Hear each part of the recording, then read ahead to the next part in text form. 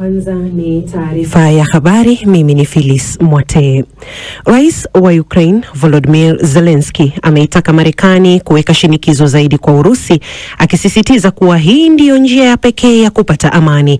Zelensky amekatisha ziara yake nchini Afrika Kusini baada ya watu 9 katika mji mkuu wa Ukraine wa Kyiv kuuawa na ndege zisizo na rubani na makombora kutoka kwa Urusi. Awali alikosolewa na rais wa Marekani Donald Trump kwa kutokuwa tayari kukabidhi rasmi eneo la Crimea kwa Urusi, lakini akizungumza katika mkutano na wanahabari mjini Pretoria nchini Afrika Kusini, Rais Zelensky alisema kwamba tayari anafanya mazungumzo. Ukweli ni kwamba Ukraine iko tayari kuketi kwenye meza ya mazungumzo baada ya kusitishwa kwa mapigano. Baada ya kusitishwa kabisa kwa mapigano na magaidi waliopanga haya yote kwenye ardhi yetu, walipanga makusudi kwenye ardhi yetu. Ni maelewano makubwa. Huku hayo yakijiri, muda mfupi uliopita Rais Trump amelaani mashambulizi hayo ya Urusi yaliyotokea nchini Ukraine. Kwenye ujumbe wake kwenye akaunti ya mtandao wa kijamii wa Truth Social, aliandika na kusema kwamba hajafurahishwa na mashambulizi ya Urusi huko Kyiv, kwani wanajeshi 5,000 wanakufa kwa wiki na ni jambo lisilokubalika. Wakazi wa eneo la Amhara nchini Ethiopia wanasema kwamba zaidi ya watu 100 wameuawa kwa mashambulizi ya ndege zisizo na rubani. Mashahidi waliozungumza na BBC walisema kwamba wengi wa waliouawa wiki iliyopita walikuwa raia ambao walikuwa wamekusanyika kujenga uzio wa shule katika mji wa Gedeb. Mji huo umekuwa chini ya udhibiti wa wanamgambo wanaojulikana kama Fano, ambao wamekuwa wakipigana na vikosi vya serikali tangu mwaka 2023. Mamlaka ya eneo hilo ilitupilia mbali ripoti hizo za vifo vya raia na kusema kwamba mashambulizi hayo ya ndege zisizo na rubani yalilenga tu wanachama na wanamgambo wa Fano. Maafisa wa afya katika ukanda wa Gaza wamesema kwamba Wapalestina 9 wameuawa katika shambulizi la anga lililofanywa na Israel katika kituo cha polisi kaskazini mwa eneo hilo. Watu wengine kadhaa pia walijeruhiwa wakati makombora yaliposhambulia eneo la soko la mji wa Jabalia. Leila Mohamed na maelezo zaidi.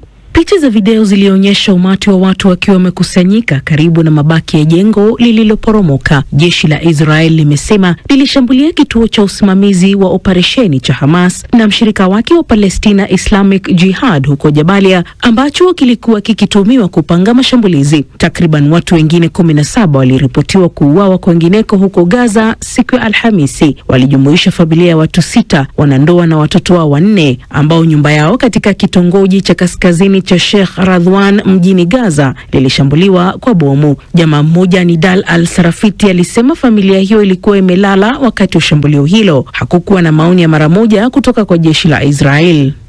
Unasikiliza taarifa ya habari kutoka idhaa ya Kiswahili ya BBC. Mivutano kati ya India na Pakistan imeongezeka kufuatia mauaji ya watalii 26 ambao ni raia wa India huko Kashmir.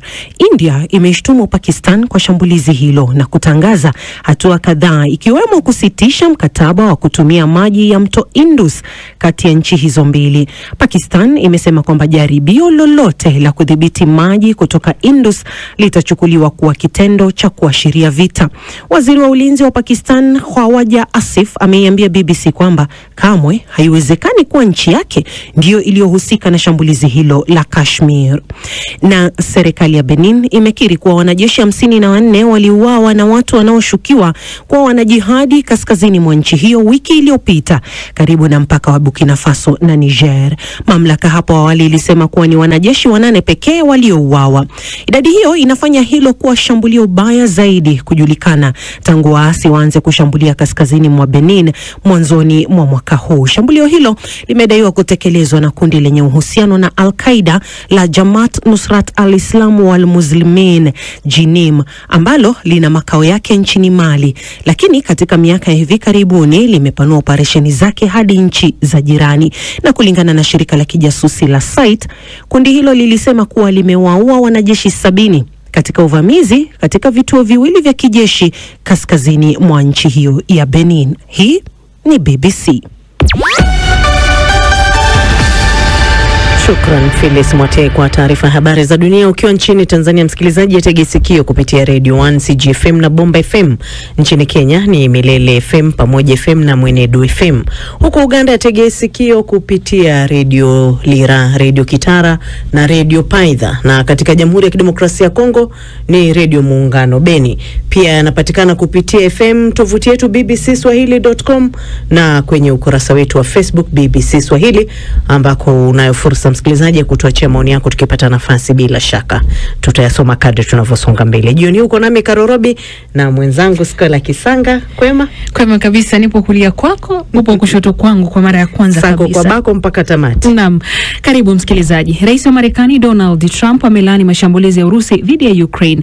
Ujumbe alioandika kwenye akaunti ya mtandao wa kijamii ya Truth Social, Rais Trump amesema hajafurahishwa na mashambulizi ya Urusi huko Kiev na kuongeza kuwa hakuna haja ya kufanya hivyo kwani ni wakati mbaya sana. Aidha, amemtaka Rais wa Urusi Vladimir Putin kuacha mashambulizi akidai wanajeshi 5,000 wanakufa kwa wiki na kutaka makubaliano ya amani yaweze kufikiwa.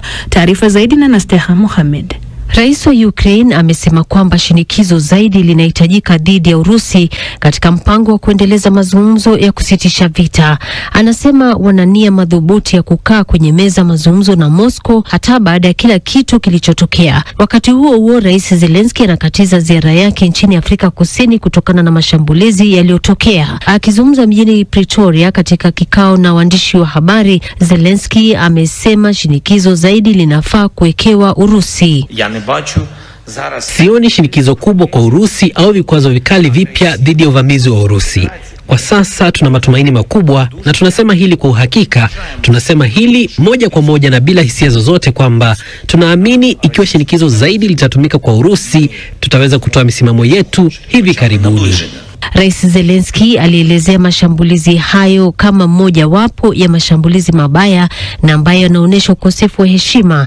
Alipoulizwa kuhusu Marekani kutokuwa na subra kwa swala hili, alisema ni muhimu kukumbuka kwamba raia wa Ukraine ndio wanaoteseka kufuatia mashambulizi ya Urusi.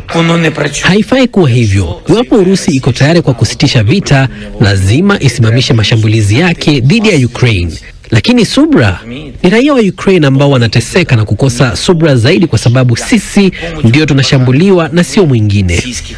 Wakati huo huo, rais wa Marekani katika hatua ambayo inaonekana kubadilisha msimamo wake na Urusi, ameikashifu nchi hiyo kwa kuendeleza mapigano dhidi ya Ukraine huku Marekani ikijaribu kuwaleta pamoja. Hapo awali Rais Trump alimshutumu Zelensky kuwa sintofahamu inayoendelea kuhusu mpango wa kupatikana kwa amani kwa kukataa kuachilia maeneo ambayo yametekwa na Urusi. Haya yakijiri, rais wa Afrika Kusini Cyril Ramaphosa amesema ana wasiwasi mkubwa kuhusu mzozo unaoendelea nchini Ukraine huku raia wakiendelea kupoteza maisha yao. Alikuwa akizungumza wakati wa mkutano wa pamoja na waandishi wa habari pamoja na rais wa Ukraine Volodymyr Zelensky mjini Pretoria. Rais Ramaphosa amesema njia ya kipekee ya amani ni kutatua mzozo huo kwa njia ya kidiplomasia. Nilikuwa na fursa ya kuzungumza na Rais Trump kuhusu swala la mchakato wa amani wa Ukraine, na sote tulikubaliana kwamba lazima vita visitishwe haraka iwezekanavyo ili kuzuia maafa zaidi na uharibifu. Mapema wiki hii nilizungumza na Rais Vladimir Putin ambapo sote tulikubaliana kuendeleza kwa pamoja mpango wa kuleta amani kwa vita vya kati ya Urusi na Ukraine. Katika kikao na wanahabari mjini Brussels, msemaji wa tume ya bara Ulaya Guglielmo Masi alikashifu mashambulizi ya hivi karibuni. Urusi inaendelea kufanya mashambulizi yake dhidi ya Ukraine. Tumeona mashambulizi hayo mabaya na Urusi mjini Kiev na miji mingine husika siku ya Jumatano. Na haya ni mashambulizi makali ambayo yaliripoti kuwa raia 9 waliuawa na wengine 70 kujeruhiwa. Urusi inazungumza lugha ya vita na ugaidi na sio amani kabisa.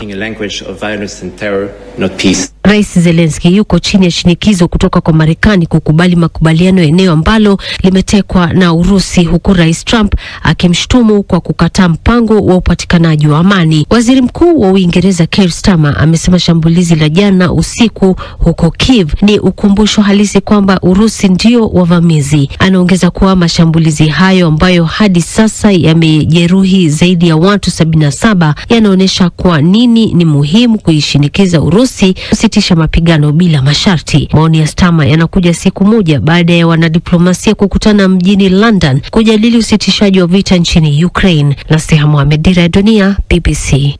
Ndio aliyoyasema Rais wa Ukraine Volodymyr Zelensky kuwa njia pekee ya kuvimaliza vita kati ya nchi yake na Urusi ni kwa Marekani kuishinikiza zaidi Urusi. Alikuwa akizungumza baada ya shambulizi la Urusi kuua watu 9 mjini Kiev na kusababisha na kusababisha vifo vya watu 9. Rais Zelensky amelazimika kukatisha ziara yake nchini Afrika Kusini. Awali mwenzangu Martha Saranga alizungumza na mwandishi habari wa Afrika Kusini Nixon Katembo. Ukiangalia historia ya Afrika Kusini na pamoja na kuwa wana ukombozi kutoka chama tawala cha African National Congress, walipata mafunzo pamoja na elimu kutoka Umoja wa Sosialisti wa Sovieti chini ya Urusi ya sasa, lakini pia imekuwa na ushirika mkubwa wa karibu na Ukraine ambako Rais Volodymyr Zelensky anatembelea nchi hii. Sasa hizi tuhuma ni za kweli, na pia katika siasa za sasa ni kwamba Afrika Kusini ni mwanachama wa BRICS ikishirikiana na Urusi, na imechukua msimamo usioegemea upande wowote kitaka kutafuta suluhu katika mgogoro wa Ukraine, na nadhani ndio maana ziara hii ya rais wa Ukraine Volodymyr Zelensky kuja hapa nchini Afrika Kusini ni muhimu. Kwa nini basi Zelensky amechagua kutembelea Afrika Kusini kipindi hiki wakati hali ya vita inaonekana kuielemea nchi yake na uhusiano wake na Marekani unaendelea kuzorota? Na muhimu kutokana na mabadiliko ya kisiasa ambayo yametokea kule Marekani pamoja na hali iliyoko katika Umoja wa Ulaya, ambako Umoja wa Ulaya ukiongozwa na Ufaransa pamoja na Uingereza na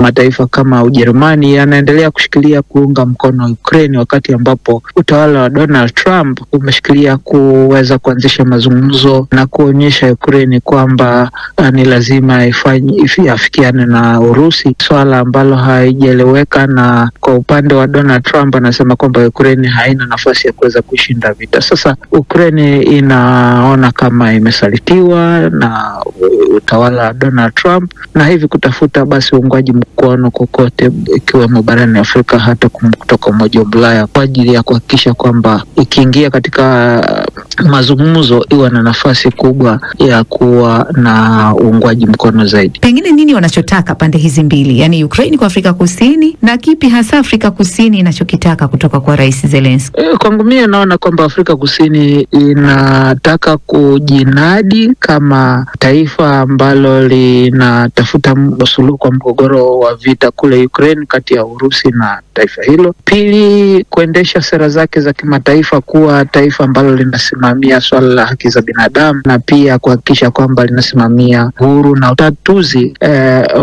wa migogoro kupitia mazungumzo, na ikibainika kwamba Afrika Kusini itaweza kuyaweka pamoja taifa la Ukraine pamoja na Urusi kwenye meza ya mazungumzo, basi hii ni nafasi kubwa kwa Afrika Kusini. Mbali na masuala ya nani anamuunga mkono nani katika masuala hayo ya vita, kisera na kisiasa, masuala gani mengine makuu ambayo bila shaka yataangaziwa? Na uchumi wa Ukraine pamoja na Urusi ni muhimu kwa mataifa haya, ikiwemo uzalishaji wa mbolea kutoka kule Urusi. Kwa hivyo vita hivi vimeathiri pakubwa ushirikiano huu wa kiuchumi kati ya Ukraine na Afrika Kusini, Urusi na Afrika Kusini pia kuendelea mbele. Kwa hivyo haya ni masuala ambayo yatazungumziwa zaidi katika ziara hii.